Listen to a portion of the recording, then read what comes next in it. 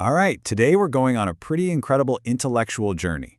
We're going to trace how AI memory systems went from being a bunch of separate specialized models to a single unified theory of learning.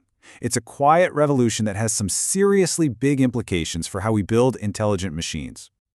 You know, the whole thing really starts with this one simple question. What if AI models didn't have to be static? What if, instead of being trained once and then just frozen, they could keep learning? What if they could adapt and memorize new things on the fly, as they see them in the real world? That one question is what kicked this whole thing off. So here's our game plan. We'll start with the basic memory challenge, then look at the first big breakthrough. We'll see how these models got way faster, and then how they got smarter by actually understanding context. And that all builds to this incredible unified theory, and we'll end by looking at where all this is headed next. Okay, so to really get what's going on, we first need to lock in two foundational ideas that, honestly, everything else is built on. First up, associative memory. The easiest way to think about this is like a super smart, learnable key value store inside the AI. The model learns to connect a key, say a piece of information, with a value, which is its meaning or content. The whole goal, what the researchers call the attentional bias, is just to make that connection as strong and accurate as possible. It's really the fundamental building block of AI memory. And here's where it gets really interesting. Test time training, or TTT, is this pretty wild idea that a model should keep on learning even after its main training is finished, while it's actually out there doing its job. It's constantly tweaking its own parameters based on the new stuff it sees. It's basically learning on the job, and it's a complete game changer. Which brings us to the first huge step forward in making this a reality. It all started with a foundational paper in 2024 that introduced a model they called Titans. The big idea behind Titans was actually pretty elegant. They gave the model a special memory module that would kick in and update itself whenever it ran into something surprising. But that begs the question, right? How does an AI even know what's surprising? Well, Titans had this really clever two-part system. First, there was momentary surprise. That's just the error on the one single thing it's looking at right now. But then there was past surprise, which was kind of like a running average of recent mistakes. It used momentum to figure out what it had been getting wrong lately. Balancing these two was the key to making the learning stable. But Titans had an Achilles heel, a big one. Because it was only looking at the surprise from the current, single token, it was totally blind to the bigger picture. It had no idea how a word fit into a sentence or a sentence into a whole paragraph. It lacked any real sense of context. And that set up the next big hurdle. The idea was clearly powerful, but the whole process was painfully slow. For this to be useful in the real world, it needed to be a lot faster. And the next model to come along, called TNT, delivered in a massive way. I mean, it hit a pretty staggering 17.37 times speed up in training compared to that original Titans model. I mean, just look at that leap. We are not talking about some small incremental improvement here. This was a huge jump in efficiency that suddenly made test time memorization a practical thing you could actually do. So how on earth did they pull that off? TNT used this really smart hierarchical strategy. It had a global memory that learned from big chunks of data at once. That's where it got the speed. But it also had a separate local memory that focused on small, detailed chunks for accuracy, and it would reset itself every so often to stay fresh. Then a quick final fine-tuning step brought it all together. It completely solved that annoying trade-off between speed and performance. So now the models are fast. Great, but they were still myopic. They were still only looking at one thing at a time.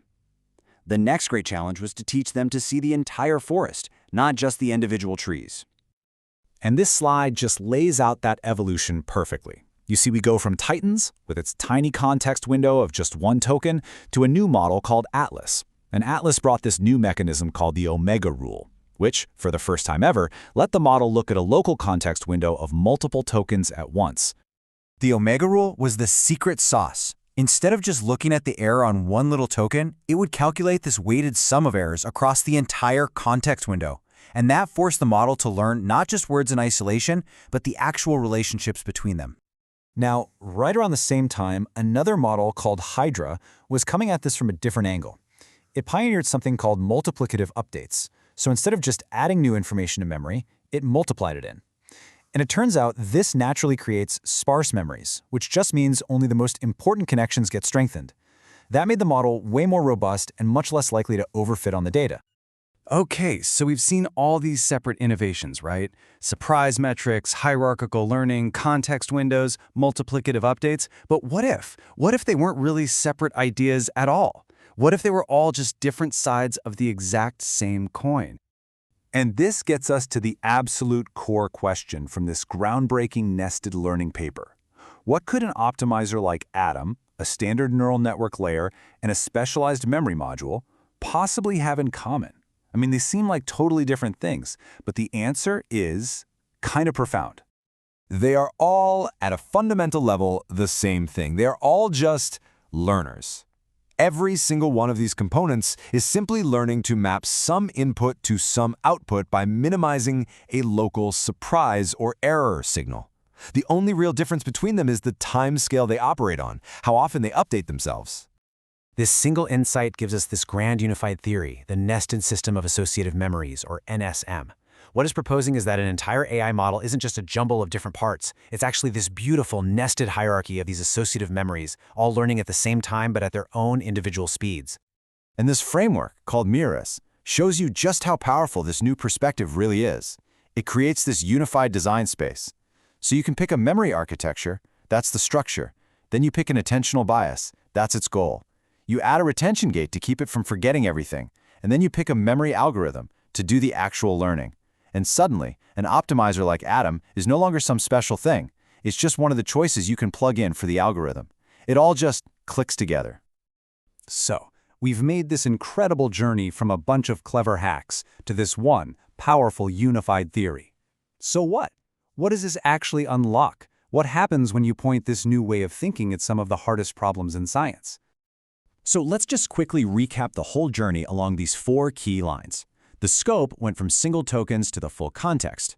The optimization evolved from simple addition to powerful multiplication. The representation of memory went from being dense and clunky to sparse and efficient. And most importantly, the whole framework went from a bunch of one-off tricks to a single unified theory. And look, this isn't just theory anymore. There's a new system out there called TTT-Discover that's already using these nested learning principles. It's acting like an AI research assistant, and it's tackling incredibly complex problems in pure math, biology, and even designing new, better algorithms. The theory is already paying off. And that leaves us with this really fascinating kind of mind-bending final thought. If every single part of a model, from its deepest layer all the way up to its optimizer, is just another learner in this big nested system, what does it even mean to design an AI architecture anymore? Maybe the future isn't about us drawing up static blueprints, but about composing these dynamic systems of learners that can actually build and rebuild themselves.